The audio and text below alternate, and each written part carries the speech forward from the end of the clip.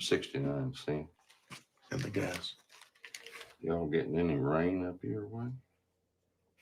What way would that be? I seen you was from Dallas. What business is it of yours? Where I'm from? Friendo? I didn't mean nothing by it. Didn't mean nothing. Just passing the time. If you don't want to accept that, I don't know what else I can do for you. Will there be something else? I don't know. Will there?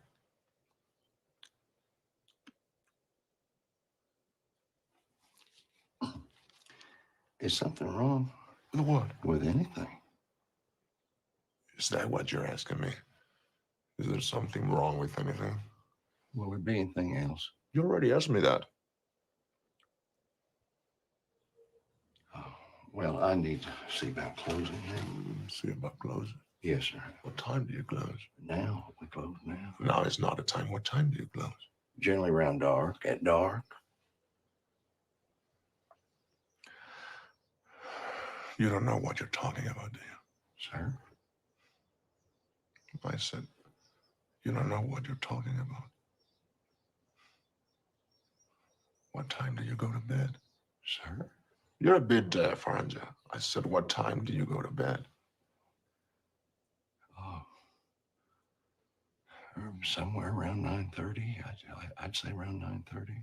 I could come back then. Why would you be coming back?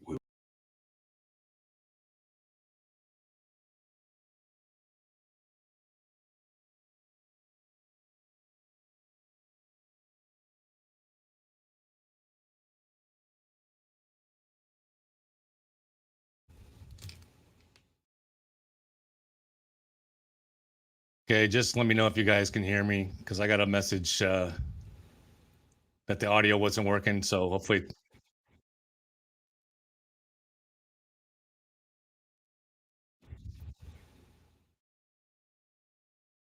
Okay, good. Thanks.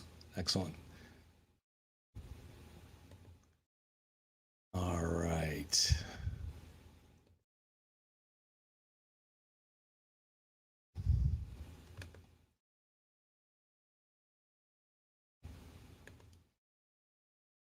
All right, guys. Hey, I'm going to read you part of my most recent brain scan. These words are tough to pronounce, so be kind if I butcher them. Osseous extracranial structures, sclerotic focus involving the clevis is similar to recent prior, but more prominent compared to more remote priors in 2020. I tell you this because it actually sheds light, believe it or not, on the Karen Reed case. We'll come back to it. Look, I wish this case was over. There are things much more interesting for me to do, much more important to me professionally, and things just more fun. Earlier in the week, a woman sent me a message about how she and her daughter had the urge to stab me. And that's from someone who's kind of a friend. Who wants hate mail? I'm just a little YouTube guy. Today I got a message demanding I get off the fence. Pick a side, he said. But there have also been great private discussions. I do engage with people who reach out. One guy who's on the Reed is guilty side argues with me every morning, and I point out all the things that trouble me about the prosecution's case against her, most especially the lack of bruising on John's body, but many things such as why Brian Albert never came out of the house, why his wife, Jen McCabe's sister, didn't come out. So there's always room for healthy discussion. Let's go back to the 2:27 a.m. search for how long died in the cold, because this is crucial. Did the search occur at 2:27? If it did, there is a conspiracy, and Reed is innocent. If it didn't, she might still be innocent. But if it didn't, we're stuck trying to make heads or tails out of a lot of inconsistent and unclear evidence. We'll get to what we know about Professor Hyde's report, much talked about, in a moment. For those of you chomping at the bit, just be patient. We'll get to it in a second. I just want to take a real quick second to get anyone who's new to the case up to speed. Boston cop John O'Keefe was dropped off at an after-hours party at the home of another Boston cop, someone he barely knew. There were at least 11 guests here at 12:31. There were at least 11 guests there. At 12:31, his phone stopped moving on the lawn of the house. That's a fact because neither side disputes it. Karen Reed got home at 12:41. The drive would normally be about 7 minutes. I want to show you guys a document from the file. Hold on 1 second. All right.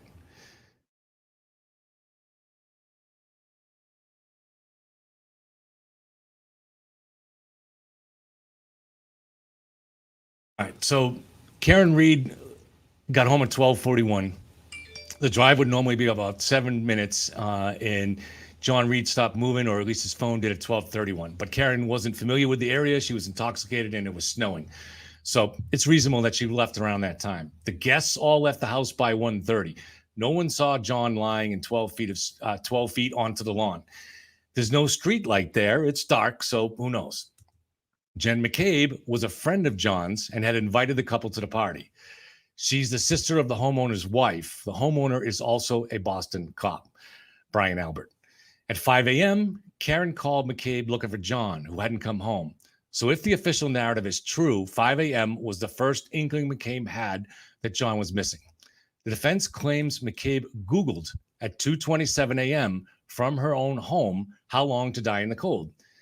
There'd be absolutely no reason for her to make such a search unless she knew John was unconscious on the lawn. That part is so self-evident that if the prosecutor, Lally, knows the search to be true and allows the trial to continue, he should be disbarred. I'd go as far as to say his friends and family should disown him. He's been given a sacred charge through his office of protecting the public by administering justice. If he knows that search took place at 2:27, he's knowingly letting killers walk free and trying to send an innocent woman to jail. If the judge knows the 2:27 search is real, she should be impeached, if she knows. But what do we know? Well, the defense hired an expert named Richard Green, and it was he that concluded that the initial search took place at 2:27 a.m. The state trooper had found that the only searches related to that took place after 6 a.m. at the crime scene. The state responded to the defense claims by hiring their own independent expert, Jessica Hyde. Listen carefully to Lally describe Hyde's report. Hold on a second while I pull it up here for you guys.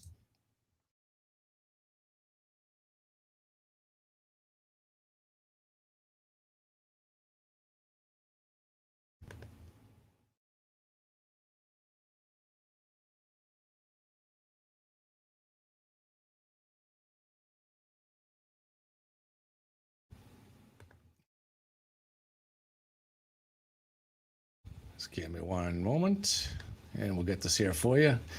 I had saved it and mistakenly closed it.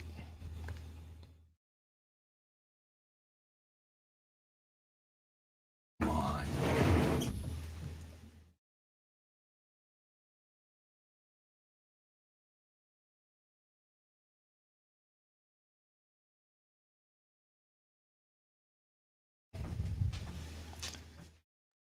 And bear with me, it's right here.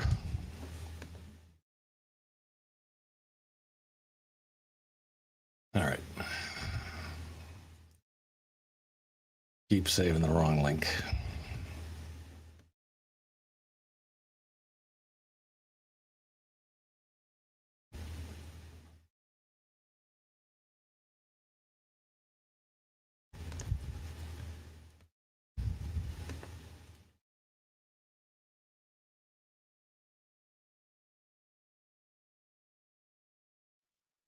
Here we go. Hold on a second. Let me just pull this in and we can play it.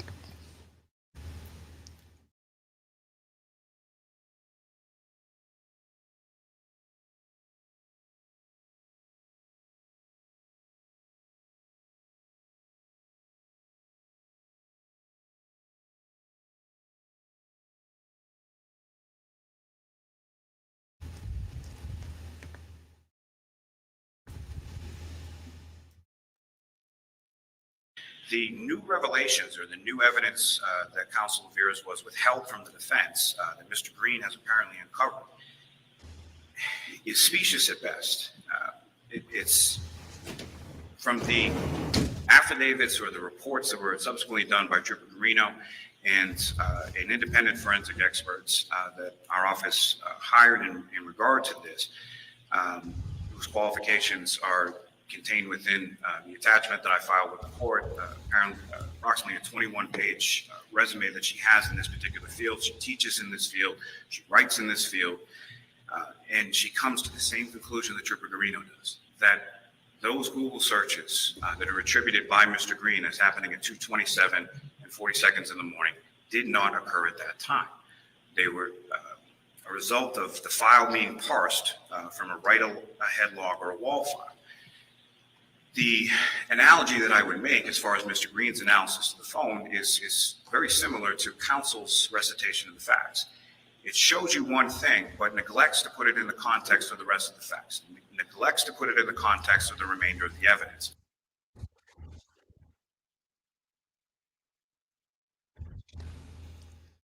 Okay, that's enough of Lally for the moment.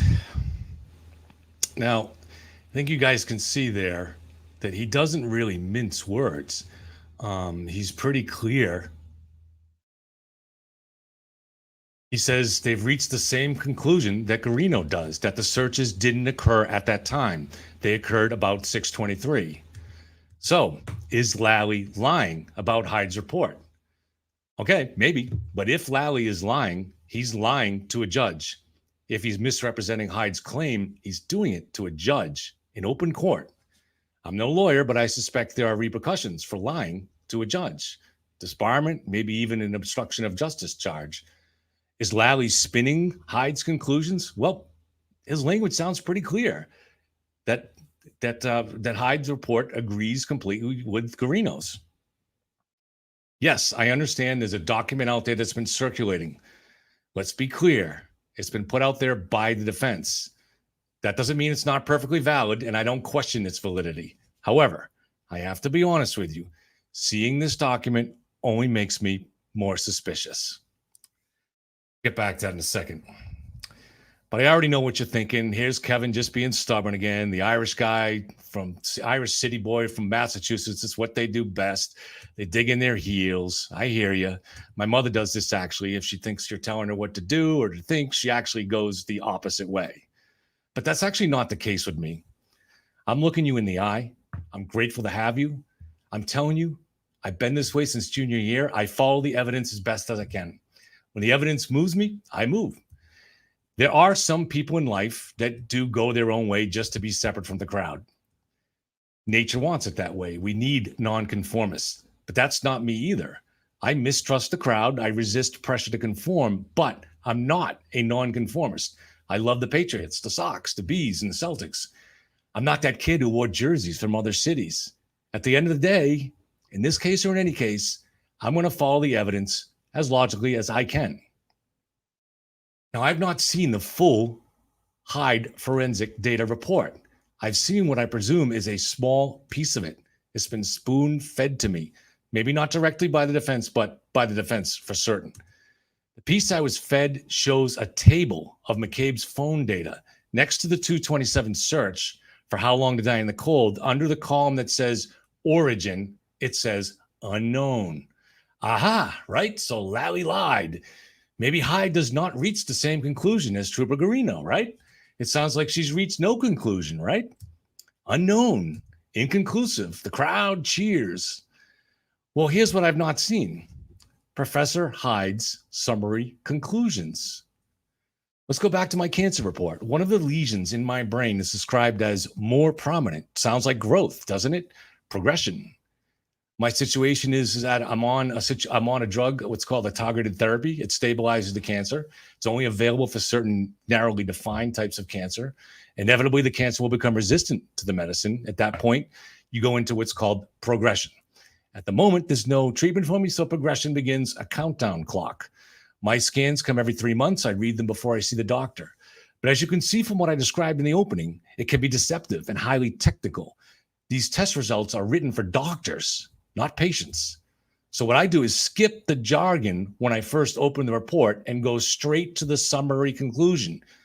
If it says no progressive disease, I celebrate. Well, imagine if I only got that snippet that I read you about that part of a lesion being more prominent. If I read that, imagine if I didn't get the summary conclusion. I would falsely conclude I was going into progression.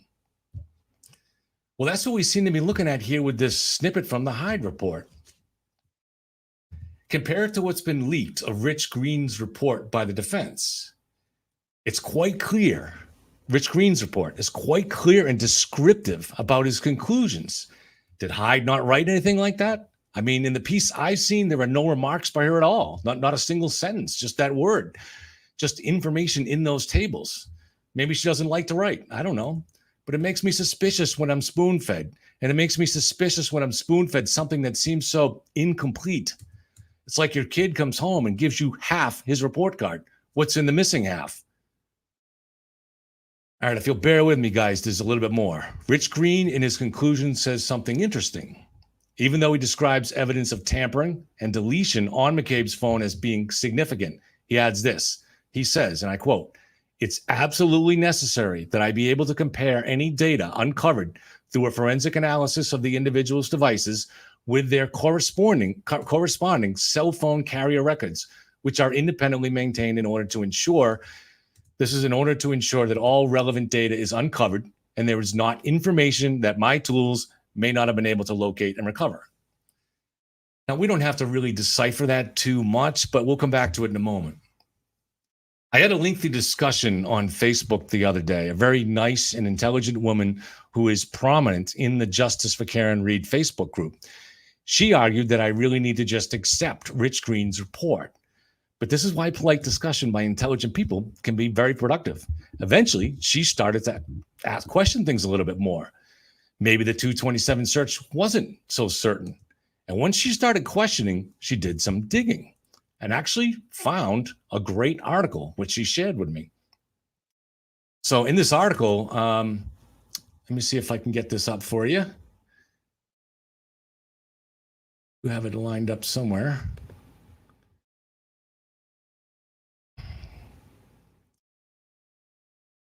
Only be one moment, guys. I promise. Digital friend. There we go.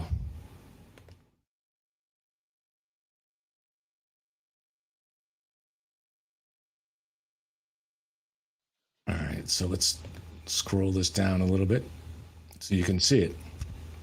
But it's an interesting article, and it goes into, they've done studies on this. Talks about how biased forensic data can be. And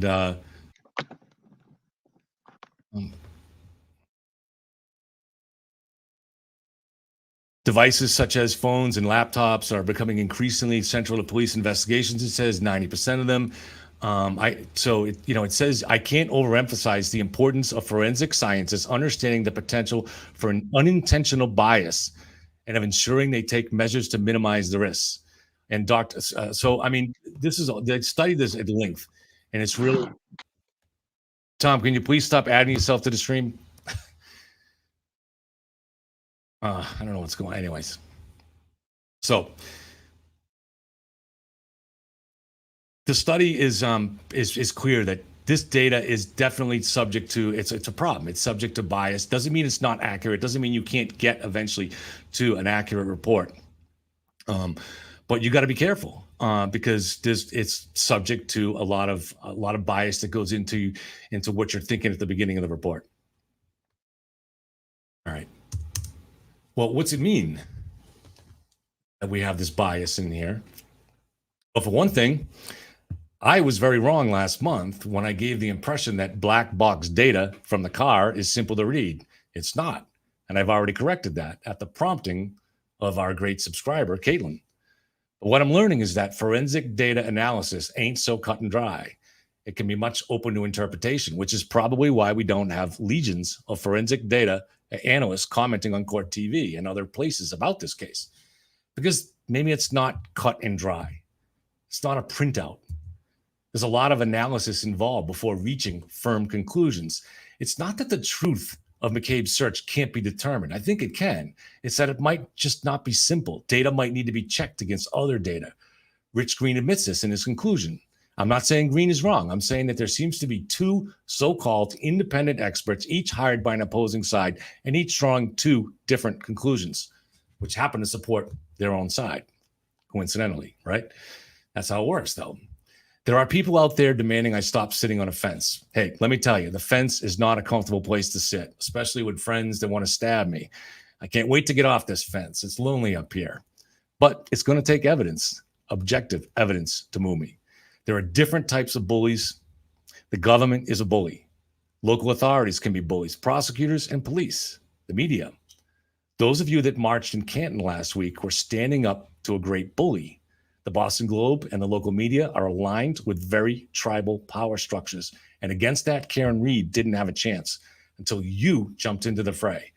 I'm very moved by what you guys did. I really am. It makes me hopeful about this state.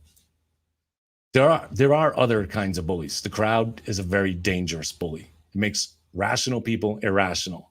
It can make good people cruel. Those of you that are here listening now, no matter how strongly you believe Karen is innocent, want to see things looked at from all sides. You have strong opinions, but you're fair. And I'm really grateful to have you. So as I let guys in for the rest of the show, we're gonna stream later on Karen's parents on Fox 25.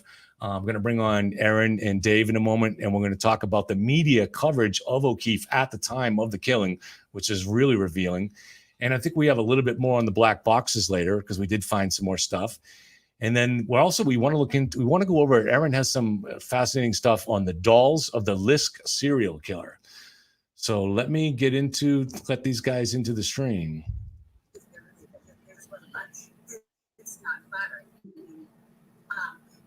Hey guys, you guys still here? Can you hear me? Dave, can you hear me? Evening, Kevin. Hello, everyone. Good evening. All right. Sorry about the bumbling intro. I had technology issues trying to bounce around and closing screens and stuff like that. But dude, I could see the here. fucking under your bright lights there. Under your bright lights, I could see the beads of sweat on your forehead, man. Holy shit. Yeah, I don't really sweat, but I was definitely frustrated. Yeah. So guys, it's glad to have Aaron. I haven't seen you since Tuesday when we did the documentary shoot. Have you you had a very adventuring experience there? Yeah, thanks for bringing it Tell up us again. all about Although I had to own it with the name today, the female Michael Phelps. I didn't hear that, but no. My username today, my display name on the live is the female Michael Phelps. Oh, okay. Right.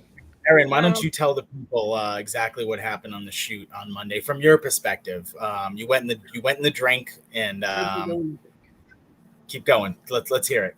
Well, Melanie and the rest of us were sort of just gravitating, following her around, and she took us way down deep. I mean, Kevin, I'm sure you've been down there before. You seemed at least a little bit familiar with the area, but I'd never. No, I wasn't actually. No? Oh, okay. No. So she took us. I mean, we're walking along this nice paved path behind the what is it? The baseball field over there, by the pool, and it's going well. It's nice, paved. Everyone's cool. And then Melanie's like, "Oh, we're gonna go in here," and she just sort of veered off into the woods, like split some vines and just walked away, like into the wilderness. So we followed her, and she took us down to the bank of, what is it, the Shawsheen down there? Shawsheen River, yep, Shawsheen River, which is, full disclosure, disgusting down there, by the way. I thought it was beautiful. I thought it was very nice. Yeah, you weren't in it, man. Well, it sounds so bad. But Melanie, is on the bank, safely away from the water, and talking about, from her perspective, back when the incident occurred with Andy back in the 70s, she was talking about, what it was like down there, what the kids would do down there, how they spend time down there. And she had mentioned, and this was my fault for taking her so seriously, I guess, but she mentioned that you can see straight through under this overpass, because that's the overpass for 495. We were right next to it on the bank of the Shawsheen. And she said, I wish someone could get a shot looking straight through the overpass. Like, I want to see, I want people to be able to see it. So, she keeps talking, and I sort of wandered away thinking like, oh, this little area over here is nice. It juts out a little bit more into the water, and there's a tree I can hold on to. So yeah, held the tree, got the shot, and then put my phone in my pocket and went to turn around and come back and slipped on the mud and fell right in. So yeah, right up to my neck too, but the hair stayed dry. So that was fine. all. Yeah. My new phone came today. It was pretty messed up. So Oh, I didn't know that. I'm sorry. Yeah, it's done for. Yeah. The Face ID is everything, and it was the front camera that took the brunt of it. So no matter how much price, it just didn't. All of that. That was the thing we were most worried about. What, Dave? People in the comments are asking who we are. We get some new folks in. That's Aaron. I'm Dave. Me and Kevin are sort of partners in the channel. So I wrote a book called Monster, true crime author, investigator, and sometimes we talk about the Karen Reed case and many, many others. And here we are at 9:00 at night before live streaming for you the Karen Reed parents speaking on Fox 25 at 10:15. Yeah, we're going to stream that live here for anybody that wants to see it. We're going to go over a little bit more on the Karen Reed stuff, and then we're going to also, Aaron has prepared some good stuff for us on the LISK serial killer, those creepy dolls that may or may not have been left by him or by some copycat person or something like that. Yeah, my search history is going to raise some red flags. But wow. I don't know if anyone was interested. I'm Aaron Warschauer. I do research for Dave and Kevin, I guess constantly at this point. So really, anytime they text me with something like, hey, look this up, find out how many times the Boston Globe reported on this. And and off I go. I wish we could pay you or at least buy you a new phone. Hey, someday. Yeah, I know. Someday when we get picked up by HBO, high on the payroll.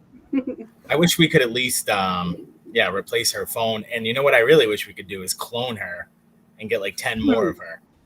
So if you're out there and you're interested in research and you're interested in true crime cases and you want to have way more work than is humanly possible, please reach out to us. We'd love to have you on.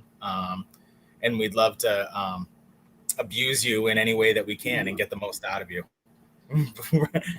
As long as I'm top of the list of the abused, because this makes me so happy. So, of course. We had. I'm sorry. Go ahead. Go ahead, Kevin. No, just we had.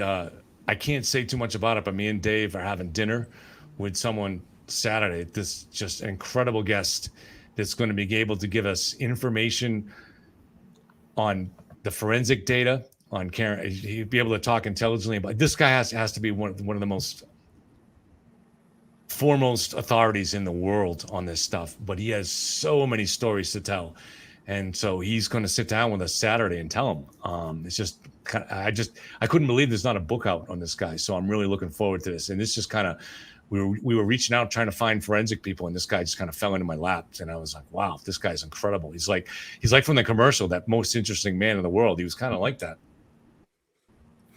Damn, I thought you were talking about me when you said that too. Fuck. You're the second most.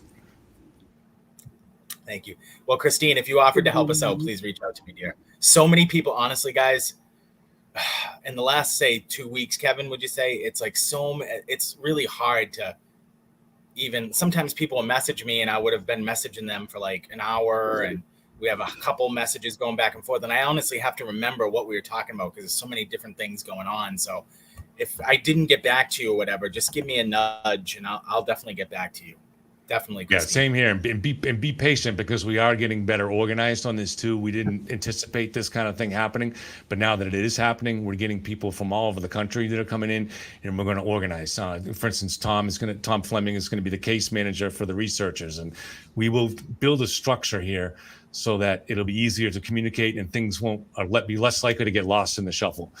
Because unfortunately there's so many ways to reach out to me now that it's hard. If I had them all in one thing, it'd be easier, but they come, between the various Facebook and Meta stuff that comes, there's like 8 different ways on Facebook, it becomes impossible to track it, you know?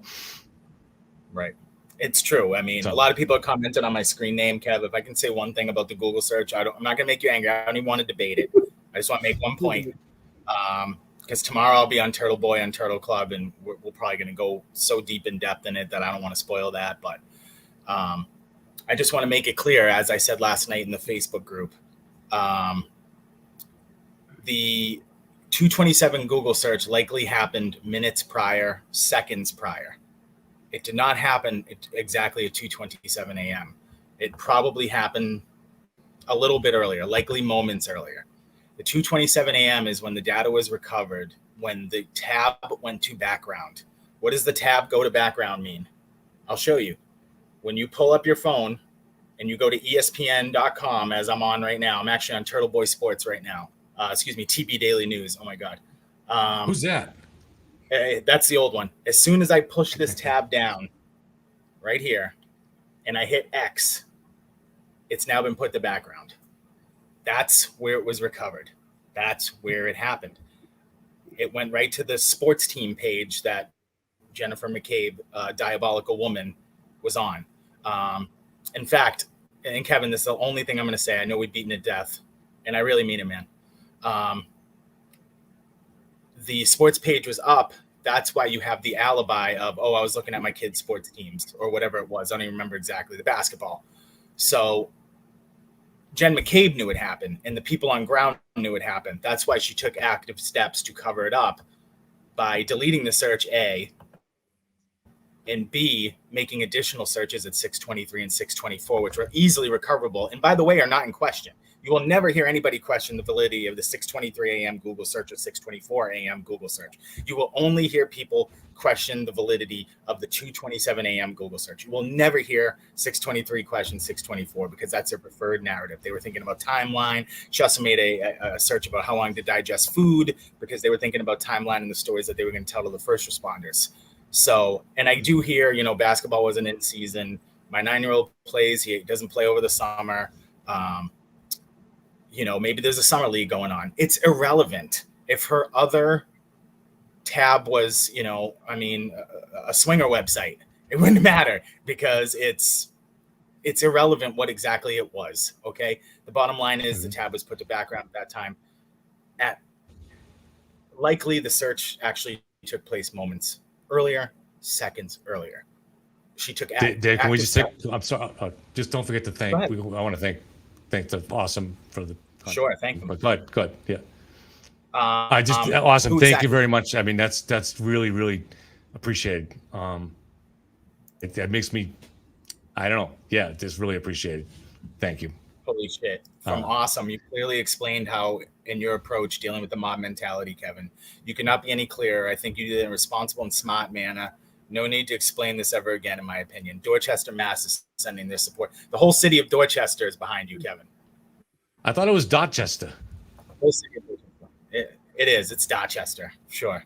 And you are, Dave really is from Dorchester, so go ahead, finish up. Yeah, I am. 440 Ashmont Street is where I was born and raised, on the 3rd floor of a triple-decker, puke brown, terrible place. Anyway, so I'm seeing comments, and I just want to address them in regards to the Google search. And me and Turtle, I'm sure we'll go over it in a lot more detail tomorrow. Lally does use jargon like write ahead log. Now that's a WAL. That's write ahead logs are almost like a digital registry that saves things, and it's a bunch of mumbo jumbo to, in my opinion, like Kevin said in the top, which is brilliant. It's a bunch of fluff that means shit. Just get me right to the summary. Tell me what's going on, right? And the bottom line is this. The tab was moved to background at 2:27 a.m. The search likely happened seconds or minutes earlier. She took steps to cover that search up at 6:23 and 6:24 because she's a boomer and she doesn't understand that Google search that she deleted would be found. And that's just the bottom line. I mean, I don't think at this point, and again, Kevin, I'm not trying to make you angry. I love you, man. We're partners in this whole thing. You're one of my best friends in the world. We just have a small disagreement here. I think in the wash, none of it's going to matter. It's really, we're just doing this just to have fun because what's it going to matter? We're not on so trial. Really, that's all I have. Right. We didn't kill anybody, nor would we, Is she not a boomer? I'm sorry. She might be whatever.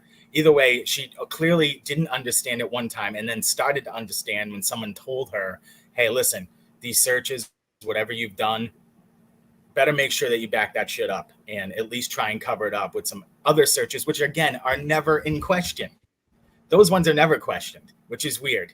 And if digital forensics, as you said, Kevin, at the top, and this is the last sentence I'll say on this, is such an inexact science and can be open to interpretation, then it shouldn't be used in any criminal trial. It shouldn't be. It should be thrown There are out the people wall. saying that. Sure, fine. Then. That. Yeah. Then we shouldn't even be talking about the health data app or anything that Karen Reed texted, called. Yeah. It shouldn't be talked about anywhere then. The Craigslist killer, they strengthened the case by using his email to tie him to the spoof emails that he hit up the sex workers with. It goes on and on. All the child pornography cases that you see go on literally every day. I mean, we just had Playpen and Pacifier that put hundreds of men away, all using digital forensics. So then it should never be used. No, I'm not, and obviously I'm not saying that, but there are people that do. But it's like DNA evidence. The guy who developed the technology to use to trace DNA in criminal cases, that guy quickly became. He is the biggest advocate to not allowing that to be used in criminal cases, and it's not because it doesn't work, but it's because it's very seldom in the hands of people that know how to use it fairly without bias. So he heads the Innocence Project. And he only uses that to free people, and they free, I think, thousands of people a year. It's some crazy number that they use DNA evidence in order to free them. But so it's the same. I do think that you can get to. It's not like you can't find out what happened in this case here in terms of whether or not she made that search at 227. I think it's a matter of getting all the data and having, but just clearly there's going to be some bias here. It's just for some reason there were two experts that each supports their own side. And I think Lally made it very clear in that statement. And I would find it very unusual if Lally lied outright to the judge. He made it clear that this Hyde completely supported the conclusions of Trooper Guarino. So I wait for them to go over to trial. But so I want to get to Erin, though, because this is an important part of the case, I think, that's not really discussed, although Turtle Boy did a very good job breaking out part of this story way, way back at the beginning. This is about media coverage of the case. So if you're going to consider the fact that this might be a conspiracy, and not just a conspiracy, I mean, anything, you can have a conspiracy, a bunch of guys across the street to get together and cover up a murder. That's a conspiracy and it's disturbing.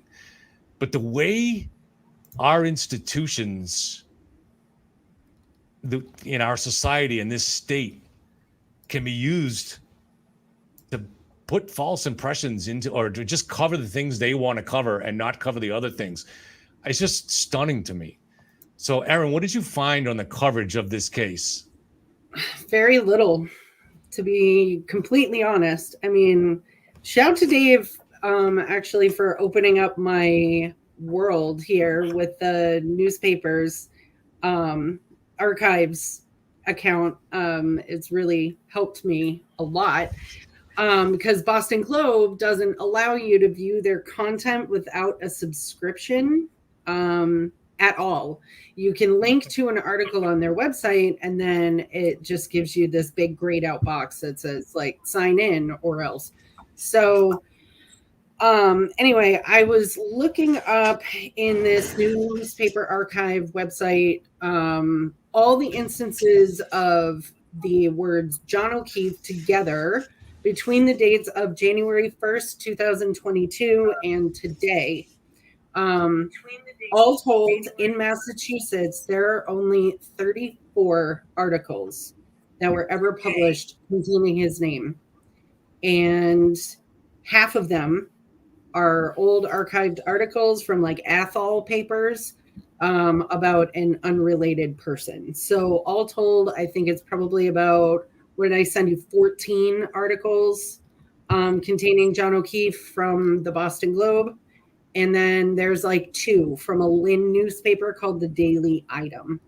So but what we're trying to find is when were the, see, obviously there's been articles since this story, since the defense has released some of the newer information this past spring, and Turtle Boy made it a big story.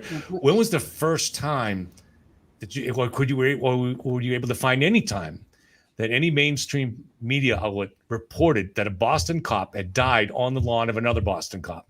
Never. It's not That's there. extraordinary. It's extraordinary. Every article that I found said outside a Canton home or on outside a home on Fairview Road. I've got a quote that says a home owned by people he knew. Nothing about who the homeowner was, no address. It only says Fairview Road. It won't give the number ever. I mean, obviously they're not going to call people out by their address normally, I guess. But this seems especially vague to me. There's nothing related to this case in the early parts of 2022 that would come up related to a search for Brian Albert, Chris Albert, Jennifer McCabe, Colin Albert, or Brian Higgins. So I ran them all, and Wow. there is jack shit. So, Wow. Thanks, Dave, for getting me this access. Has been invaluable. But yeah, and I feel like as these articles progress, they get more and more vague. I mean, they start out, the first mention ever of this whole snafu, for lack of a better term, is Monday, January 31st. So that's what, 2 days after? I mean, it's just to me, like Canton is a suburb of Boston, right? It's right outside Boston. You have a Boston cop dies. You're starting right there, dies in a snowstorm outside. That to me should be where's the media should be all over that. Okay. Yeah. Then once they find you got as soon as somebody finds out that a Boston cop has died on the lawn of another Boston cop where there was a party, that's a major story. There should have been crews camped outside that house. How does something like that get suppressed? Dave, you got any ideas? It's crazy too. If I could jump in, you would think that dead cop on the lawn of dead Boston cop would be the biggest news story in America. It's still not. It's still not right now. And you think around here, I'm just thinking about like when we grew up, or when I grew up, me and Aaron grew up, let's say in the 90s, like I feel like then it was different. There would have been round the clock coverage on that. Round the clock, news crews at the house, choppers overhead. And now it's just, and if I could do one thing in this entire endeavor that we do here, it's making people who don't understand start to understand that the mainstream media, I look at them the same way I look at tobacco executives. They're just selling you something. It's all bullshit. It's all bullshit. And these people are the worst people. And that's why we had you do that today, Karen. Aaron, Kevin. I just conflated both of your names together. I apologize for that. And you got Karen, Karen Reed. Namesake. I'll take it. So thank God for Turtle Boy on this one. Thank God for because again, we played this out before, Kev. We know. I know. Oh yeah, Dave. Actually, mention what Turtle Boy found about the reporter that got contacted back in. He reported this back in April, but the reporter that was contacted by the chief of police. Yeah, Turtle Boy put that out on his blog. I don't think we're breaking any news or anything, but I don't remember which number in the series it was. But Ken Berkowitz bullied a reporter into taking a report down. I don't remember the specifics of the report. I should have been smart enough to fucking find it and put it here. I'll find it. It was just what he reported. It was somebody had reached out to. It was early on. And it was to tell him that he was apparently a former mainstream reporter, but still had a name, recognizable name, and so because of that, he had a big Twitter following. And he reported a few days after this that a Boston cop had died on the lawn of other Boston cops. He was the first. Sounds like he was the first to break that. And the chief of police sent him a message: "Call me."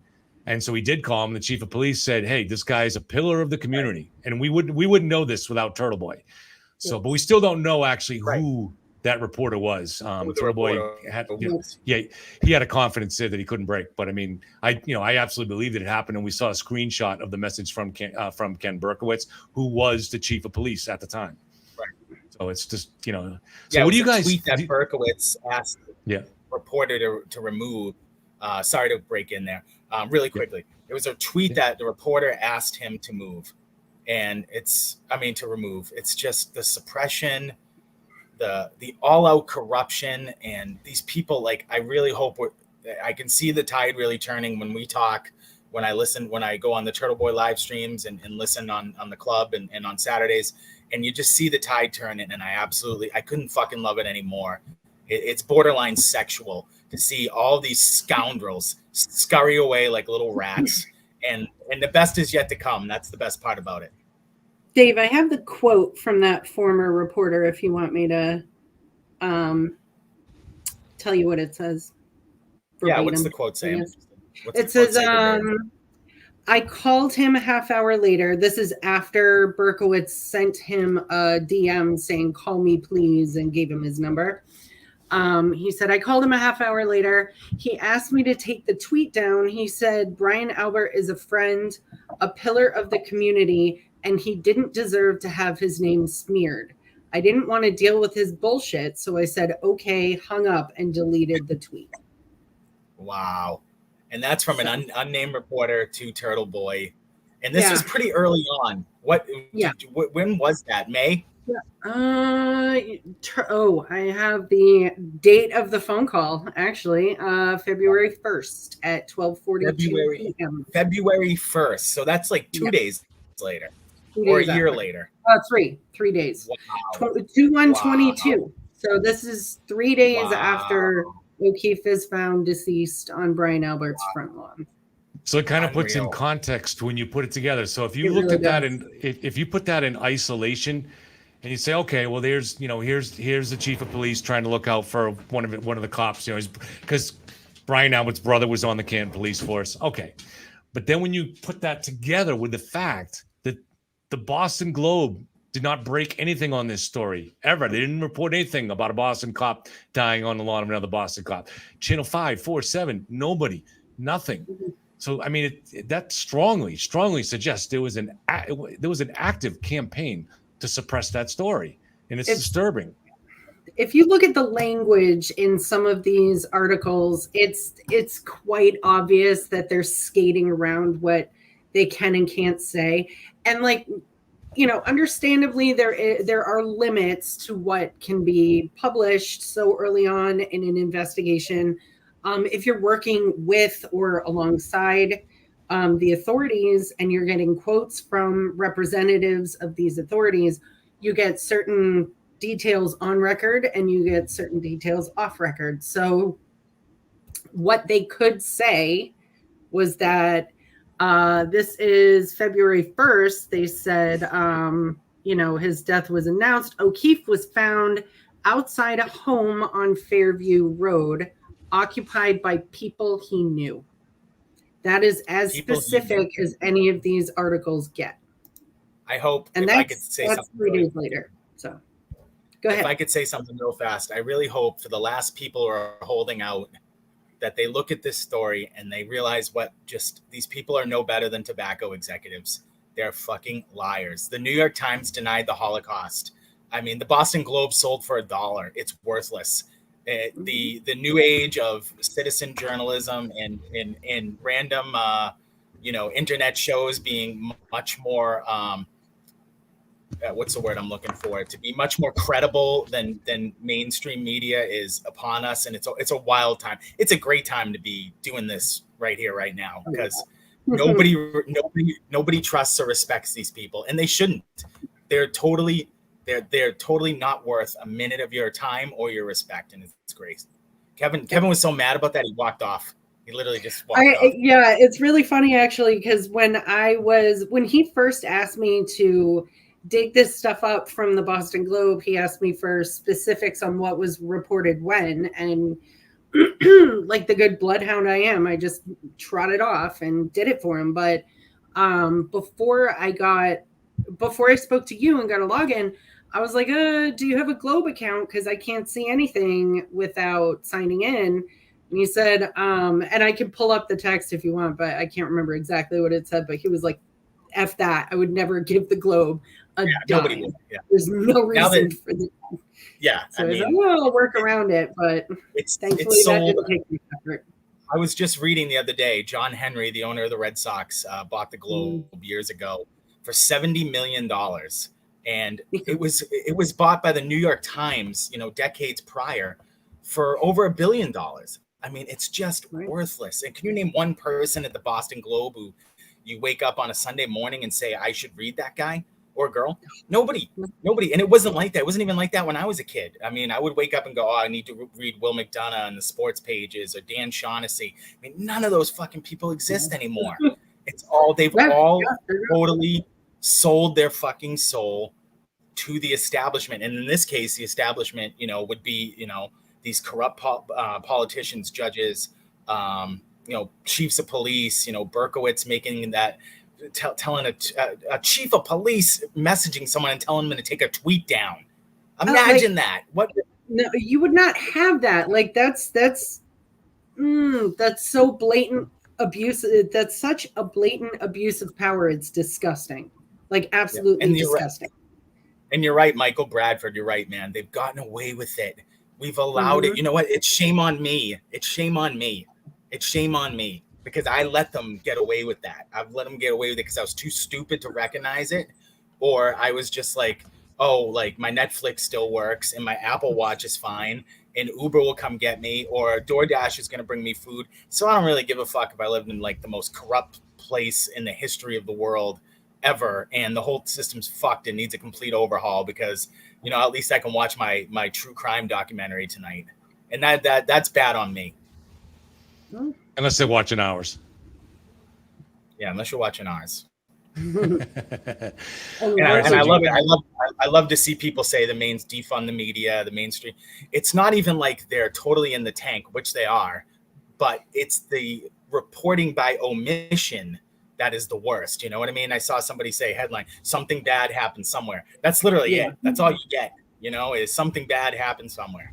So more information to come.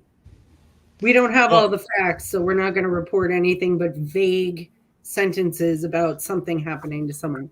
That's spot on, Michael. And that was a great idea. The question is, what's that? That was a great idea by you. Like, let's find out what the initial reporting was like. And that was a great idea by you.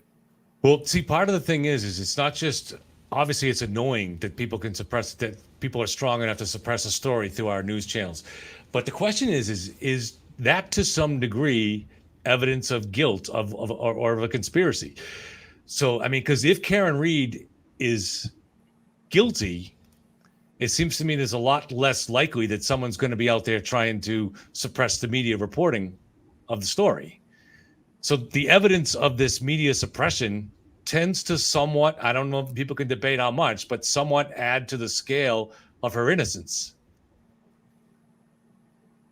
Does that make sense? I think so. I mean, and you can look at a million other stories across the country, nationally, and see a similar thing. You see a similar thing. For some reason, we talked about this the other day, Kevin, when we were talking about another person in our life.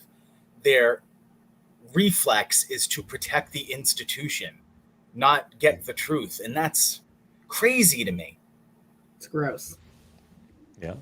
Okay. So, Aaron, we're going to go to Karen Read in about 20 minutes, it looks like. Not Karen Read, I'm sorry, it's her parents. I don't know what they're going to say in this show because the little commercial they have heard on Fox is like, what does it say, Dave? It's like beyond what you ever believed or something. I don't know. It's something pretty compelling.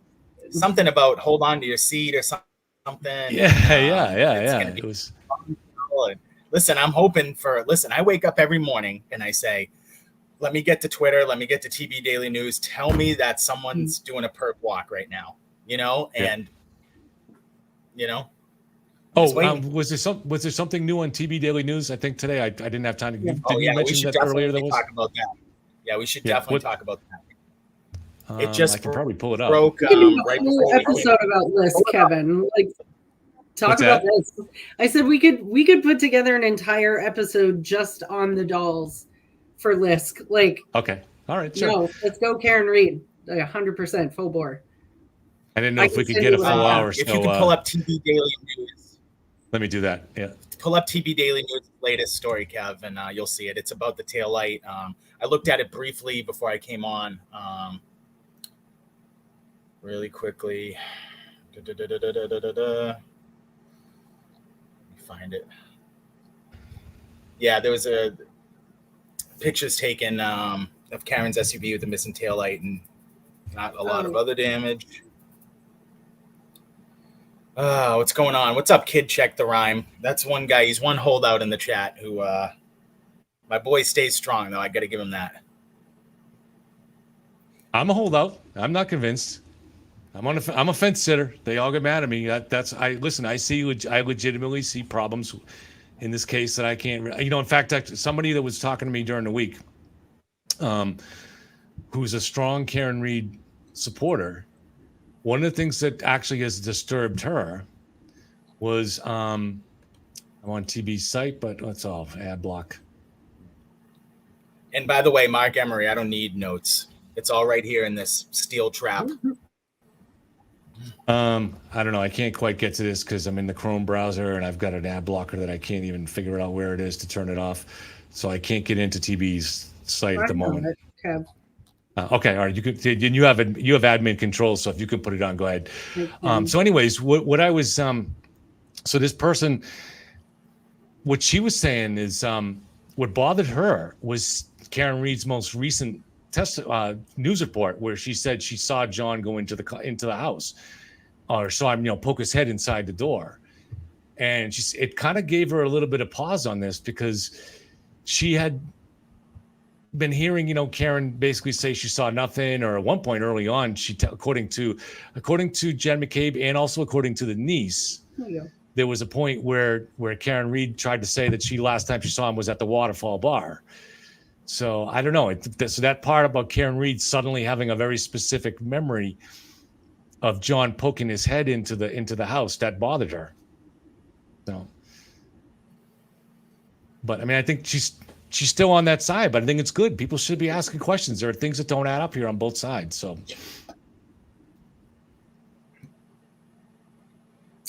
this is go ahead. Karen, you want to introduce this, Aaron? Or? Yeah.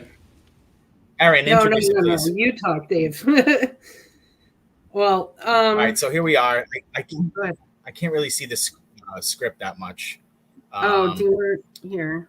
Boo-boo. How's that? As you can see, this is Karen Reed's vehicle in state police custody, and it looks like the entire taillight is gone. But the interesting part about this article is that if Karen Reed was doing the three-point turn, as the prosecution suggests, and hit John O'Keefe, this is the side of the vehicle that would have hit him, and it's obviously completely, as you can see, if you can scroll down a little more, that's the tail light just completely missing. This is the side of the vehicle which would have hit John, and as you can see, there's absolutely nothing there. I don't see any bumper damage. I see nothing wrong with the tail light. So it's very interesting to see that tail light is just missing like that, Kev. Yeah. It's fully gone. And how to go from cracked to shattered to full assembly, including the bulb, gone from the car. Right. This goes to what and we have never. Sean McDonough had told us that they brought in a Canton cop to the truck after it was towed there to remove it for some reason. And he's never been able to learn why. What part of the investigation required them to remove the taillight? Because this guy owns his own auto body shop. He's a Canton cop, but he owns his own auto body shop. And I'm not suggesting he did anything wrong. He was called in to do this for some reason. But we could not. All we could guess was, are they trying to match the glass or something like that? I mean, it seems like odd that you would have to remove the whole taillight to do that. So, but some things may end up having an explanation later on. Somebody removed that to throw it there a week later when the police chief of the town just happened to be driving by. He just wandered on over, as the police report said. That's my favorite part of the entire charging documents, is the fact that the chief just, and I quote, wandered over. That's my favorite part. We live in a banana 6 degrees to Ken republic. Berkowitz. Yeah. 6 degrees to Ken Berkowitz. Incredible. My boy just wandered over and he found the biggest piece of evidence in the entire fucking case. What are we doing right now? Are we here? Case closed now. According to Berkowitz, it's over. So there it is, guys. Go to TV Daily News, read the latest story. I found that very interesting, and obviously much more to come. You can put it down now, Aaron. Thank you. Yeah. So I did find something else interesting today. This was on. Let me see if I can get this pulled up too for us. All right, this was on. I'm just going to read it. There's a reason I have. There's a reason I'm not going to show you guys. I'm just going to read it. This is from a guy that me and Dave have been talking to. But this has to be one of the foremost forensic data analysts in the world. So he had a section on his website about black boxes, and he says a vehicle forensic investigation can extract favorite destinations as well as recent locations with dates and times. GPS data can be analyzed to produce a timeline of events, and this can be crucial in solving crimes, figuring out alibis, or investigating car accidents. So forensic investigators can tap into cell phone data from a vehicle's telematics system. Once the device is synced, all of its information can be recorded and preserved in the car's computer. This includes text messages, phone call history, app usage, contact information, everything. So I thought that was kind of interesting. We don't really talk about this, but it's true. Most people now have, we do this too. The phones are synced up with their car. So in this case, it would have been John's phone probably synced up with that car, right? But no, I'm sorry, that was Karen's car. No, I take it back. No, it would have been it would have been yeah. So it would have been Karen's car. So if it's yeah, I mean, so if that was synced up, you were right. Go ahead, Kev. No, go ahead. I'm sorry. There must have been a delay on him. Go ahead, Dave. I'm sorry. Yeah, it's my internet's slow tonight. But if I don't pretend to know as much about the black box stuff that you do. I've kind of stayed away from it because it's so involved. But I would love to know if either one of those phones or both were synced up to that Lexus and what they would get out of that. It'd be really interesting to know. And it'd be interesting to talk to someone too, like this guy we've recently found who may know a lot about how to get that off that black box, how to get the data and how to interpret it. Because me and you look at it and we're like, Yeah. If the phone is synced up, it sounds like that's from what I found mixed information before, but one of the things that I found was it doesn't seem to be time stamped normally, that black box. It doesn't create a timestamp of an event that happens. So when there's a collision of anything over 5 miles an hour, it creates a timestamp. I'm sorry. It creates a record of that, of everything else, all the data, the steering wheel, direction, speed, brake, acceleration, all that kind of stuff. But there doesn't seem to be a timestamp on it. However, if that was synced with the phone data, I think there definitely would be a timestamp on it. So, but maybe she didn't do that. But she seems like a pretty technically capable person, and she has a very nice vehicle. So it'll be interesting to see. Yeah, I see a lot of comments about Berkowitz. He was not retired at the time. He was on medical leave for allegedly a shoulder surgery. We've heard other things that we've talked about on this channel. The bottom line is, it's just crazy that he wandered on over. And yes, I'm sure he did try to retire. All these motherfuckers tried to retire. And guess what? Ain't happening right now, buddy. You're not retiring in the middle of this. So no. But he's still in law enforcement, right? He's the head of... He's on that Metro LISK that was down there taking pictures of everybody that day. And I was able to sit next to one of them. And for those of you who were down there that day on the last rally, I was able to sit down next to one of the guys to get out of the rain. And they were flipping through those pictures, man. They were looking at people and they were talking about different people. And this one was wearing the hood and this one was wearing that. And, they allowed me to just sit right next to him, under the guise of, hey, I got to get out of the fucking rain, man. Because it was pouring out there and it was also brutally hot before then. So a lot of us weren't dressed for it. And as you know, Aaron. So, yeah, I guess he's involved in the Metro LISK, which I found a lot of police chiefs and former police chiefs, retired police chiefs, and sheriffs. A lot of the Norfolk, Suffolk, and surrounding counties are also involved in it. So interesting. And law enforcement organization I've never heard anything about. Yeah, I tried a little digging on them, but I couldn't find much. Mark Emery, Metro LISK emailed you and said they were not there. I sat right next to a gentleman, two of them taking pictures of people who were wearing T-shirts that said Metro LISK. So And at the time you were reporting that live, we didn't even really know what that was. Literally live. And only we found out later on that that's what Ken Berkowitz. I don't know what his position is there, but it's something in senior leadership.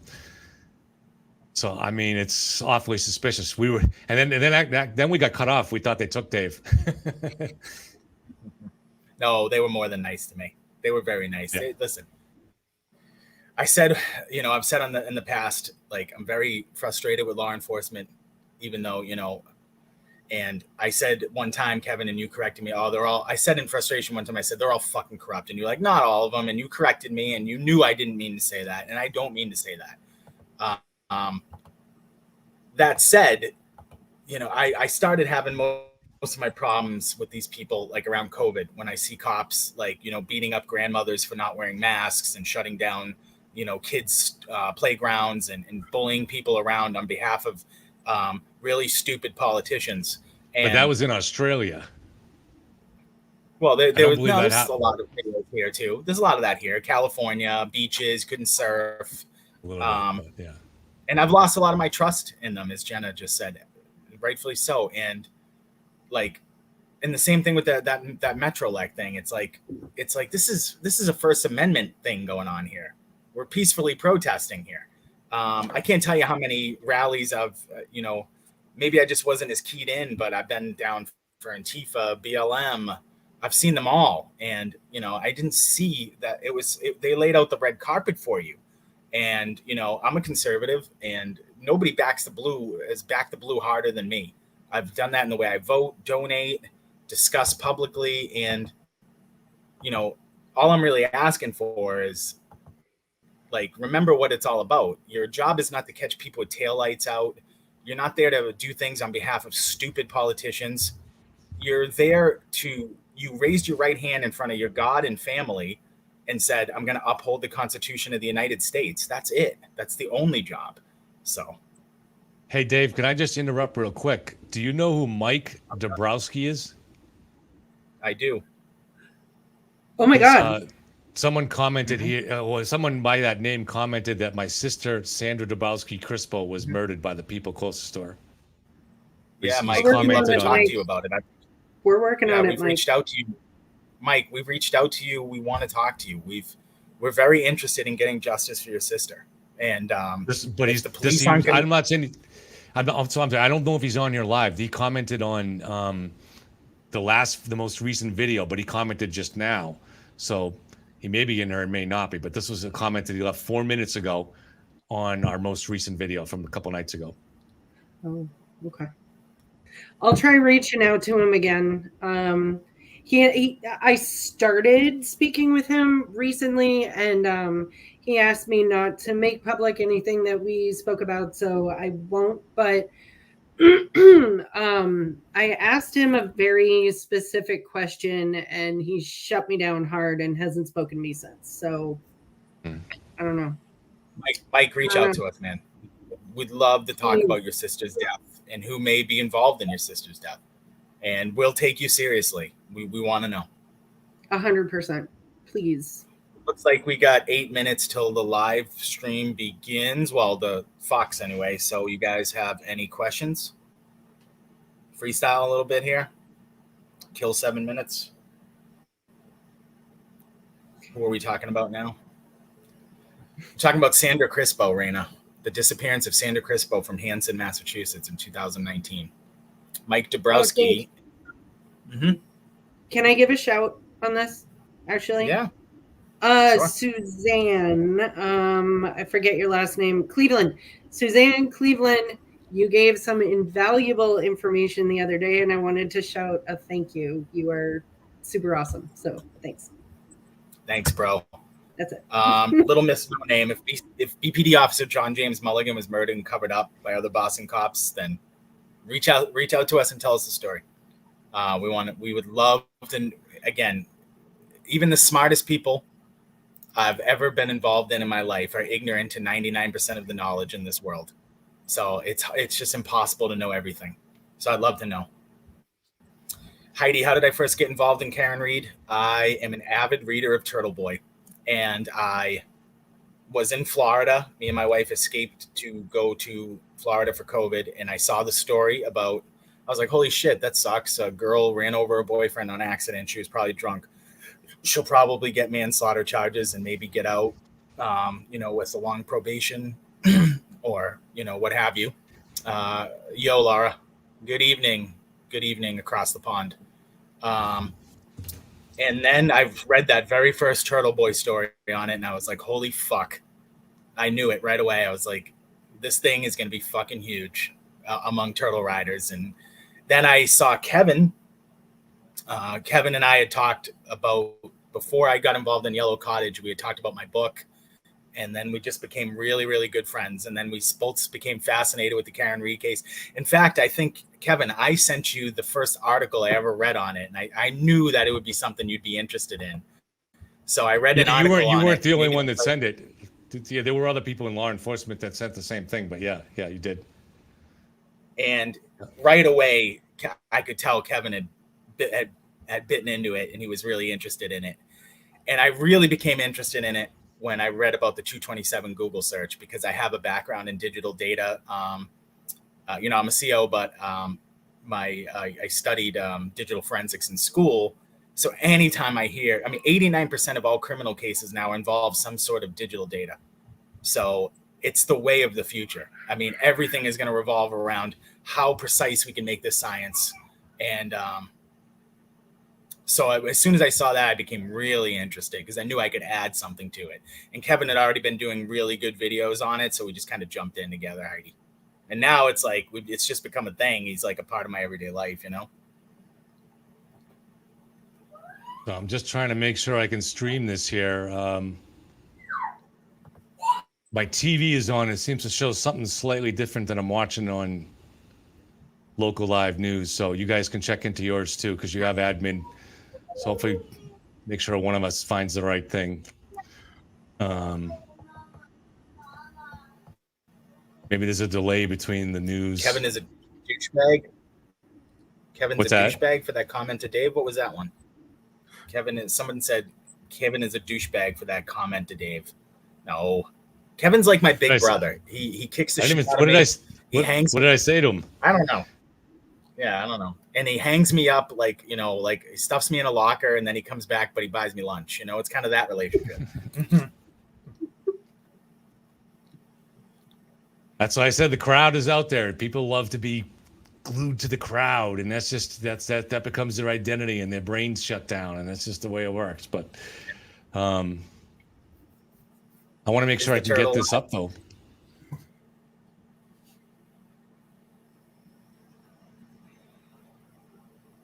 Is Turtle Boy streaming it, or is he live right now? What's up, Turtle Riders? How's everyone doing out there? All right. He is. Live, so I wasn't planning on doing this, but Karen Reed's parents are going. He looks pretty relaxed. Well, my man does live on time, man. Aaron, go on to Fox 25 and make sure. I'm not seeing the same thing on my TV that I'm seeing on the digital display on the website. Okay, I have the live stream up. Hold on. Just tell me what you're seeing. Maybe it's just the timing is slightly different. I'm just seeing a still right now. Black and white. It's coming up next. It's coming up. It's coming up next. Yeah, it's coming up next. Don't worry about it. It's Yeah. coming up next. I just see the commercial for it. It says it's coming up next. I'll just put it in now.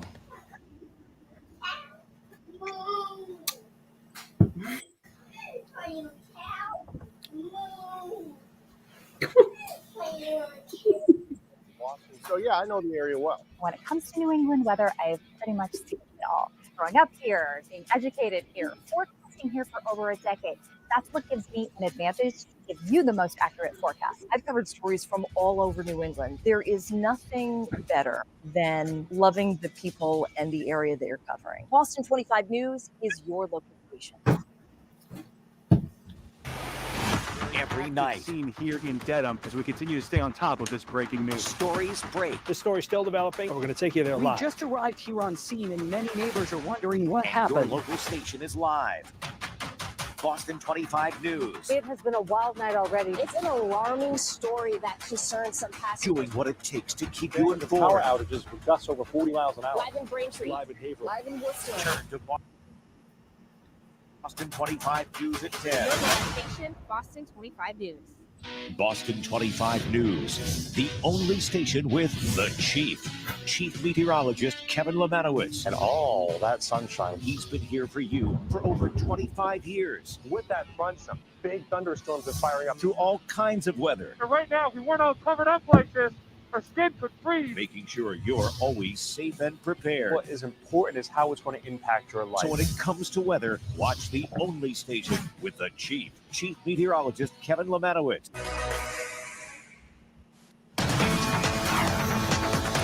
Beaten in a basement, dragged out through a bulkhead, and left in a snowstorm to die in the cold. That's how Karen Reed's family claims John O'Keefe was killed in the town of Canton. They shared that theory with 25 Investigates reporter Ted Daniel. Ted spoke to Reed's parents for nearly 2 hours about their fight to prove their daughter's innocence.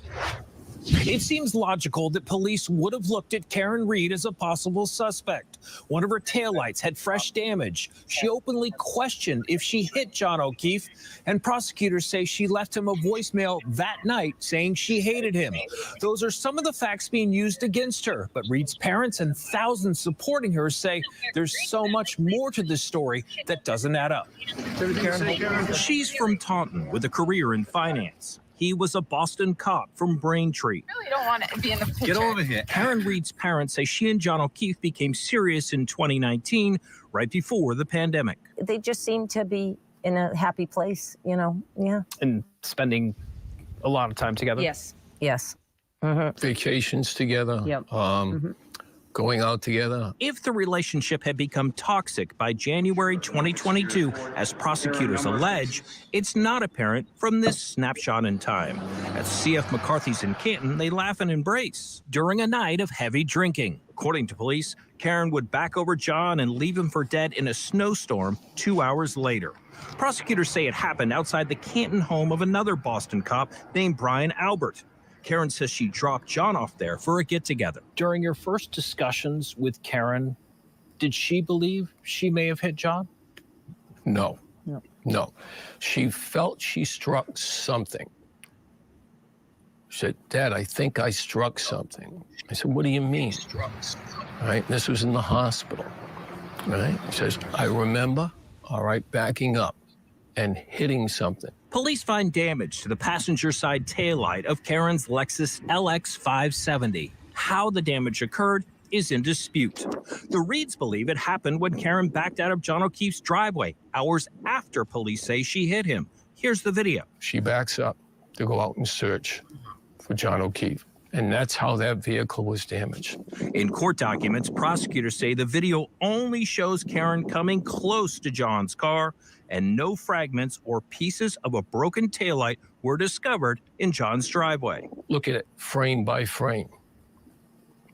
And you tell me whether or not the O'Keefe vehicle, the left rear wheel, does not jetson forward upon impact and return to its previous position. Police did discover pieces of taillight where O'Keefe was allegedly hit, but the Reeds say it wasn't until after Karen's SUV was in the custody of law enforcement. State police reported towing the Lexus to the Canton police station at 5:30 p.m. Nathan Reed says daylight video from his dad's house shows the car was taken more than an hour before that. They confiscate Karen's car at my parents' residence in North Dayton at 4:16 p.m. And somewhere in the neighborhood of 5:30, 5:45, Mass State Police CERT team comes back to the scene. They search the scene then with 2 feet of snow, and pieces of a tail lamp are found on top of the snow. The Reeds also question John's injuries as seen in autopsy photos. They say John appears to have dog bites on his arm. The defense theory is that O'Keefe was beaten inside the Albert home and attacked by the Albert's German Shepherd. Brian Albert's attorney declined to comment. Our investigators also have found multiple people who have been attacked by the dog. I think John O'Keefe entered that house, was sucker punched, a fight ensued, and he was overwhelmed. Prosecutors call that theory a fanciful conspiracy. According to the Norfolk DA's office, 8 people inside the home and 3 more outside had testified that O'Keefe never entered. The office says GPS data from O'Keefe's phone backs that up.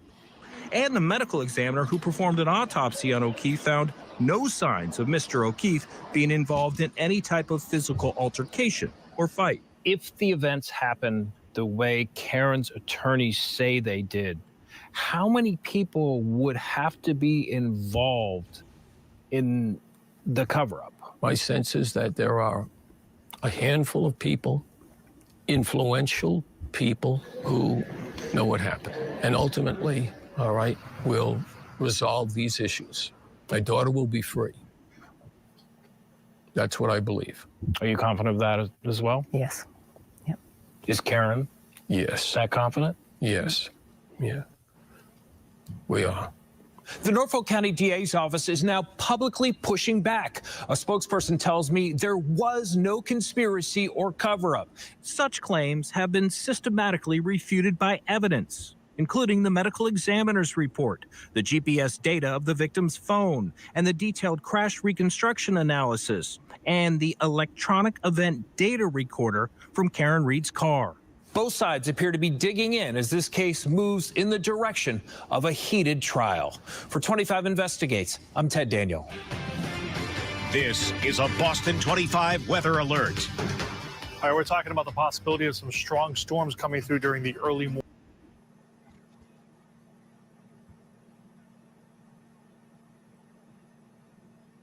Dave, you still there? Aaron, can you hear me?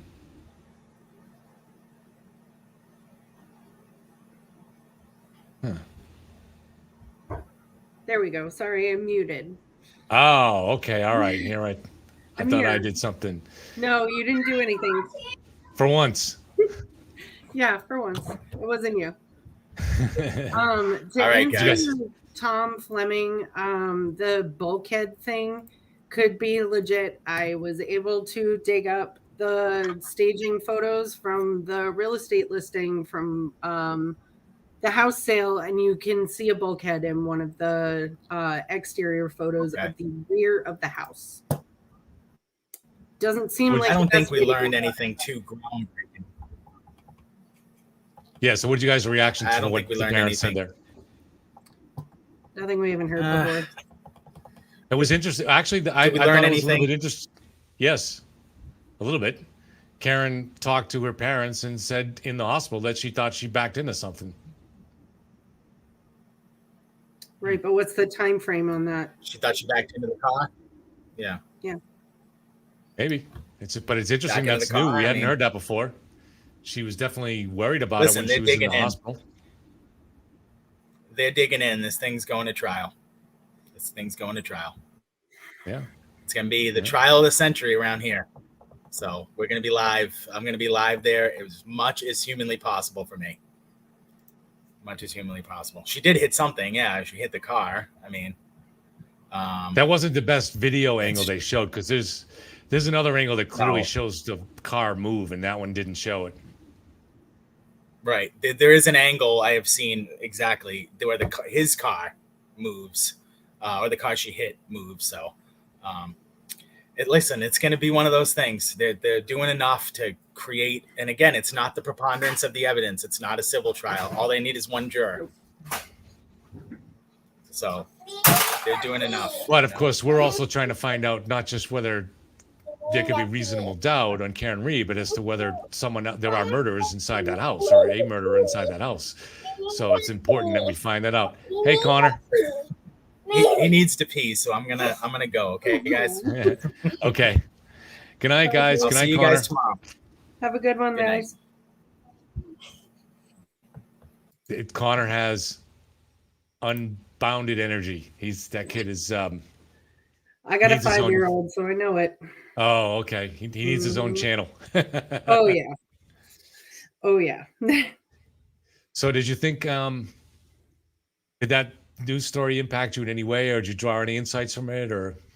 Well, the insight that I have is that her dad is somebody commented a little while ago that her dad's not someone to be messed with.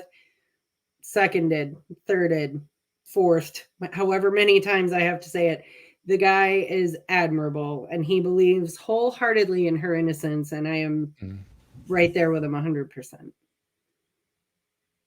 Yeah, I don't know. It's tough. I mean, the parents are in a really tough situation. Obviously, they don't want, it's clear that the mother 100% believes it. I see a little bit of doubt when I look at the father's face. He's not 100% sure. That I don't know. I'm reading the face, so I'm not qualified to, but that's just, to me, is like the woman totally believes it. He's not sure what happened. Well, do you have kids, Kev? No. I mean, I'm not the foremost authority on, parent-child relationships or anything. Believe me, my kids are lucky they're still around, honestly, because I'm not that great at being a mom. But I will tell you that no matter what my children do, I would go to bat for them 100% of the time, regardless. Right. So that's what I see in his face. That's what I see in Karen's mother's face too, is that she's their child. They're going to do whatever they need to do. Gregory had the opposite impression of me. He said the dad didn't flinch, the mother's eyes floated around a bit. So I guess we'd have to watch that again. There's I can't remember the name. There's a good channel on YouTube that gets a lot of views. There's a 4-person panel that does body language analysis, which I don't usually go for, but they do such a good job with it that it's pretty interesting. So let's see if there's anything else in the comments. If anybody else has anything else, I think Aaron makes a great addition to the team, obviously in the research, but also on the show. Everybody has, I think it's been pretty universal on that. We definitely wanted to have a feminine female presence on the show. Do my best. And an avid swimmer. Thanks, Kev. I think Tom said the other day that he was going to open up something like a hip high waders fund for me or something. So it was.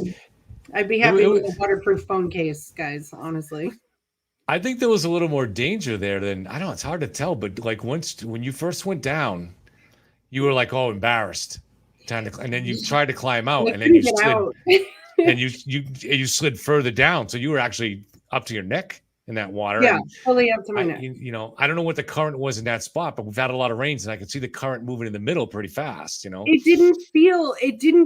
didn't feel the current, but what I did feel was the close to 10 pounds of bottled water I had on my back. And every time I tried to move my foot, it just sunk in more and slipped backwards more. So if you guys hadn't been standing there, it would have been a long afternoon, I think. Yeah, you would have had to try to get to it. I'm excellent at treading water, but I mean, you can only tread sludge for so long. So I think you would have had to get to a tree to pull yourself out, right? Yeah, and there was one right there, but the problem was I couldn't plant my feet to get a hold of it. Yeah, that's it. I mean, you guys came to me because otherwise, so slippery. Yeah, I had on the right kind of shoes, and I was standing there trying to pull you up, but I knew if I moved, I was going to slide too. And once you start sliding, you're done. And Lex was like a superhero with his filming and like pulling Dave out, nowhere, man. He was just like hand of Lex, like in my face. As soon as I realized I wasn't getting out by myself, and then you were right there too, so I was like, "Oh, thank God!" And then once you were up safely, I was just kind of standing there like, "All right, I'm gonna slide here," and I'm looking at this tree up to pull myself up, but it was like 2 feet away from being able to reach it, and Lex saved me. My shoe actually did start to slide a little bit, so I just like stood still, and he reached down and he pulled me up. Too. It was like I was sitting there thinking to myself, like, I have good footing. I have steady footing. I have good footing. I'm in the lake. Like it was like that. I want to say thank you to my husband. He just said nice words to me on the chat. So. Oh, who is Steve? Steve, should we call him out? He said don't shortchange yourself. You rock as a mom. So. I believe it too. Around me all the time. So. I believe it too. Is your husband a regular follower now that you're on with us, or? Yeah, he's pimping me on Facebook right now too. So thanks, Dave. He knows this was a big dream of mine to get involved with things like this. So he's been super duper supportive, even though I've been pretty absent around dinner time lately. So What's the part that most interests you? The research, the podcast, the going on the air like this, or what's the part that most interests that you said you wanted to do for a long time?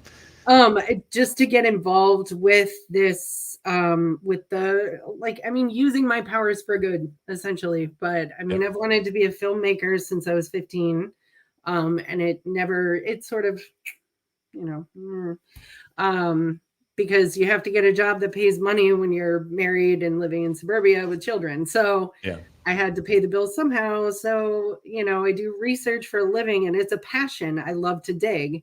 If I had a law enforcement background, I would be a private investigator right now, because that's also a dream. So I had a good conversation. That's nice of you to say. I had a conversation a couple of days ago with a former law enforcement person at the Cape, and he wanted to know about this case. His interest was, he says, we need to get down to Canton and get the logbook, the call logbook for that day. And also, obviously, he reached out obviously, to me. And if there's some way we can get transcripts or audio from the 911 calls, Sean McDonough had told us that Kerry Roberts had called either 911 or the non-emergency number at 5 a.m. to report that John was missing. So we need to find out if that actually happened. And then I think, people are interested. So what the cop I was talking to was, his name is Jim Fleming, was interested in was, I think, a sense of what information. I think it was Jen McCabe that called, right? The 911. So what information did she convey to the switchboard? To the dispatch, the 911 dispatcher. So did she say, how did she describe the injuries? And so he was trying to get to what the assumptions were of the first responders and the police when they first got there. Right. And it's not documented in the court documents at all. None of the motions, none of the filings, none of the exhibits. I've combed them. There's nothing. So, I don't know if we could file a FOIA successfully on that, given that this is an open investigation,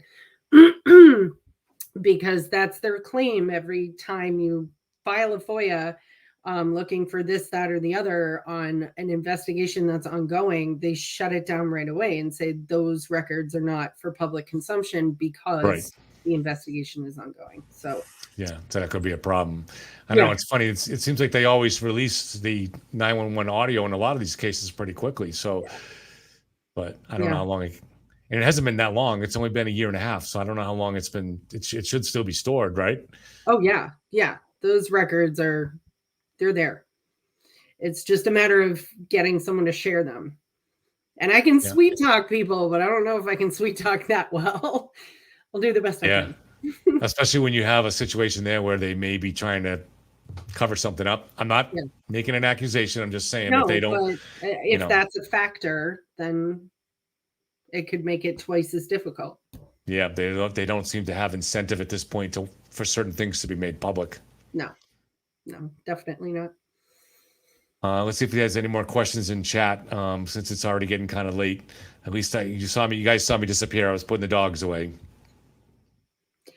Dave and I discussed we were going to mutiny when you got up to let the dogs out, but we were too busy talking, so didn't happen. We were going to take over. Yeah, we already have enough in the fan club that want to stab me and stuff like that. So I guess the mutiny's next.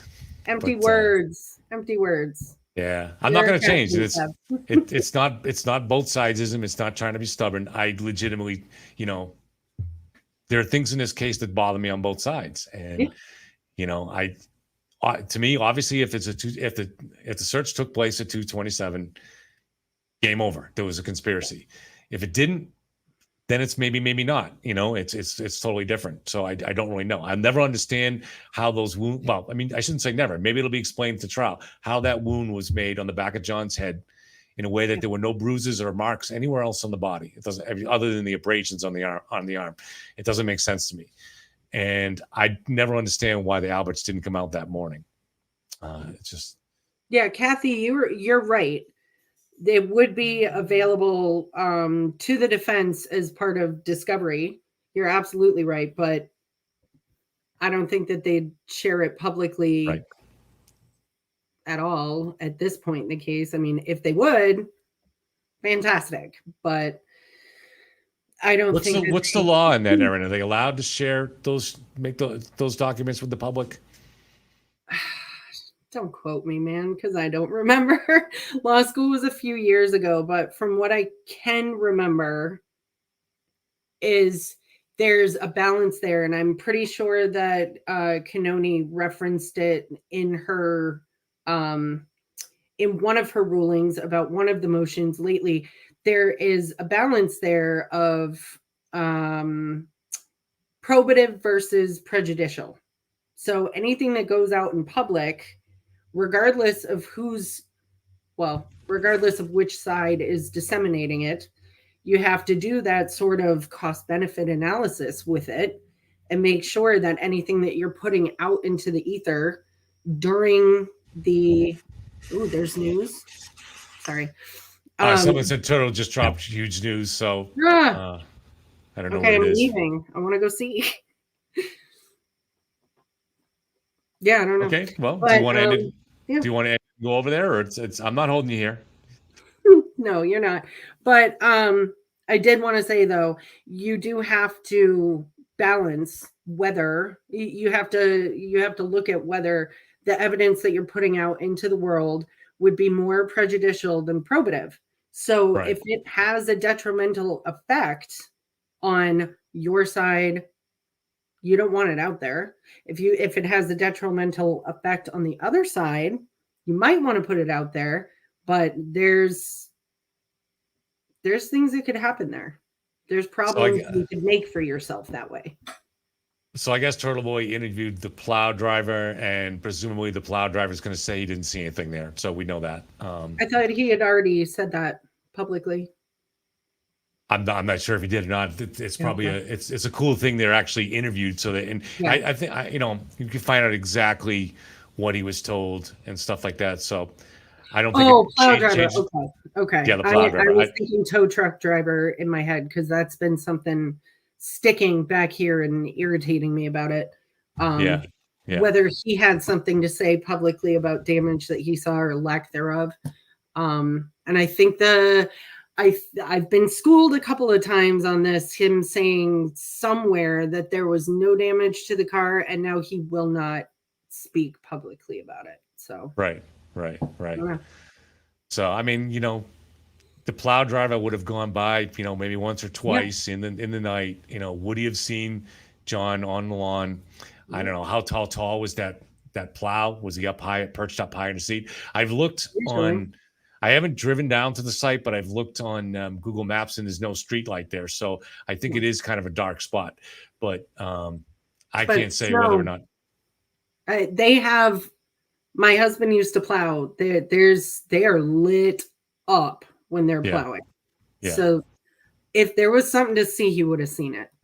There's no doubt in my mind. Yeah, I mean, I'm not so sure. I just don't know. This is like everything that I've looked at from every one Boy, of these. Kev, you are a hard man to convince. But there's a reason why, though, because every time I've dug into any one of these cases at length, where there's a lot of information on, it's amazing how unreliable eyewitness statements are. It's not that they're lying. It's just eyewitness testimony. Or you can go back, You're for instance. amazed by this? No, but that's what I'm saying. So it's just you never, if you're going to try to build a case on what witnesses are going to say they saw or didn't see, it's never going to make sense. I mean, so that's why I really try to stick to eyewitness testimony that's backed by physical evidence.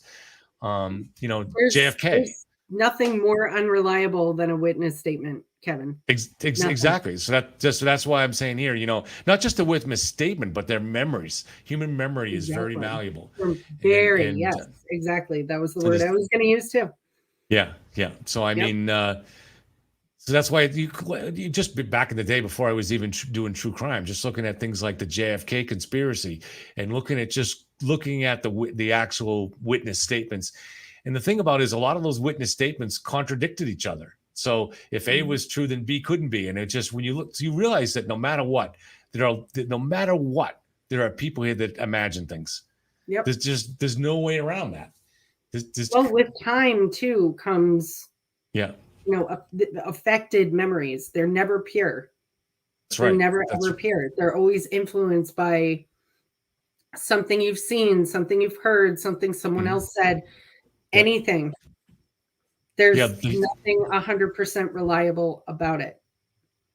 So the human brain really is rely on is video. right. I mean, the human brain is trying to it's a pattern recognizer. That's what you're seeing and hearing. That's all it does all day is it's trying to, that's how magicians use that to their benefit. But you're always trying to match things to a pattern that's already has stored in there. And narratives are just another pattern. So if someone gets a narrative, the brain starts immediately trying to match all the information that gets into that. And that's why it's so tricky. Yep. So, and it affects your memory and everything like that. So is there anything else you want to go into, Erin? I know we got a big audience but it is getting late. So no, I'm good. I got you in the private chat though. I did want to say, give me a week and I can give you like 2 hours on LISK. On the LISK, okay, on the dolls, yeah, I saw that. Thank you. Yeah, not just the dolls, just all the stuff. Yeah, yeah. The original Rolling Stone article that came out like within 24 hours, and that I did report that here on the channel was amazingly detailed. But there's been other information that's come out since then. There's been other bodies discovered since then. So there's a lot of stuff interesting on that. All right, guys. Well, thank you very much for being here. I'm not sure where we're going on next. We're going to get this down to a regular, maybe a Monday, Wednesday, Friday kind of schedule. Oh, Dave is going to be on Turtle Boy tomorrow night. So most of you guys are checking him out anyways, but you'll see him there. And if you weren't planning to, make sure you're in to check out Dave on Turtle Boy's live YouTube channel tomorrow night. He's going to be telling you how crazy I am to question the 227 search for how long to die in the cold. Well, we could have a whole episode discussing why people are biased and why they're not, Kev. So yeah, that's okay. All right, guys, everybody have a very good night. Erin, thank you very much for being here. You were great as always. Anytime, man.